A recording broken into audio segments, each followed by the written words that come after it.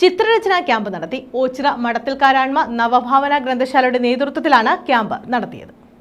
ഓച്ചിറ മടത്തിൽക്കാരാൺമ നവഭാവന ഗ്രന്ഥശാലയുടെ നേതൃത്വത്തിലാണ് ചിത്രരചനാ ക്യാമ്പ് സംഘടിപ്പിച്ചത്. വരയും കുറിയും എന്ന പേരിൽ നടത്തിയ camp doctor P Ashok Babu ഉദ്ഘാടനം ചെയ്തു. നമ്മൾ മൂളിപ്പാട്ട് പാടാത്ത ആരുമില്ല, എല്ലാവരും പാടും. പക്ഷേ മറ്റൊരാൾ കേക്ക് അവതരിപ്പിക്കുന്നതിനാണ് നമുക്ക് ബുദ്ധിമുട്ട് അല്ലേ? എല്ലാവരും പാടും. പാടാത്ത ആരെങ്കിലും ഉണ്ടോ? നമ്മൾ അറിയാതെയോ അറിഞ്ഞോ ഒക്കെ പാടുന്നവരാണ്. അതുപോലെ ചിത്രം വരയ്ക്കാത്ത ഒരു മനുഷ്യനും ഭൂമിയിലില്ല.